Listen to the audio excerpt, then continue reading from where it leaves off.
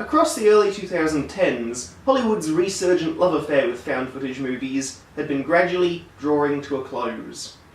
Audiences have grown tired with the flood of look-alike shaky cam movies about haunted houses, and have instead been drifting towards the revival of another classic horror genre, the satanic panic, as I mentioned briefly in part 1. Found footage movies have reached further and further for plots such as Apollo 18, a found footage movie set in space, where the film's own premise of NASA's last trip to the moon means that there's no way to retrieve the footage at the end.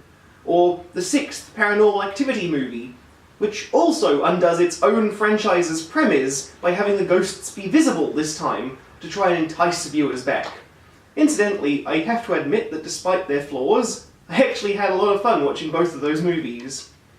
Unfriended attempted to bring teenagers back to found footage with its focus on social media, but despite the rich possibilities of that concept, it failed to deliver anything interesting.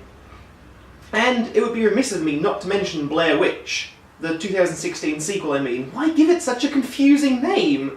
But I'm planning to talk about that in its own review. And anyway, I'm getting a little off track. The short of it is, does that mean it's the end of found footage, at least for now?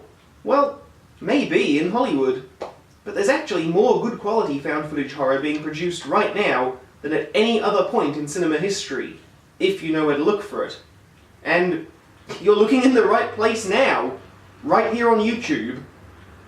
When a Twitter user going by the name Marble Hornets tried to figure out why his college friend was abandoning the production of his student film of the same name, he discovered some weird things on the DV camera tapes, which his other Twitter users prompted him to post on YouTube in the hopes of shedding light on the mystery.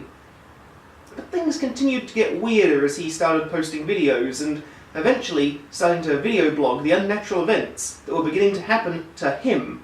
And as the plot thickened, people realised that they were watching a $0 budget horror experience, created by two friends for the internet. Even if you haven't heard the name Marble Hornets, I absolutely guarantee that you've heard of the monster that they created as their main antagonist, the Slender Man, who they first posted photoshops of in a forum dedicated to creepy internet stories, and then brought to the screen in a slightly different form as the supernatural force pursuing them in Marble Hornets. There's a lot more to the story and its puzzles than that, and I highly recommend checking the show out. It's a truly unique experience that brings an entirely new and fresh format to found footage horror, as well as embodying the genre's original super low budget approach to scares. It also brought with it a slew of imitators who picked up the same series concept and then ran with it. And surprisingly, a lot of them are really good. There are heaps of them out there, and many bring new ideas and innovations to what's now established itself as the new formula. Marble Hornets even influenced the new Blair Witch film, but again, I want to talk about Blair Witch in its own review.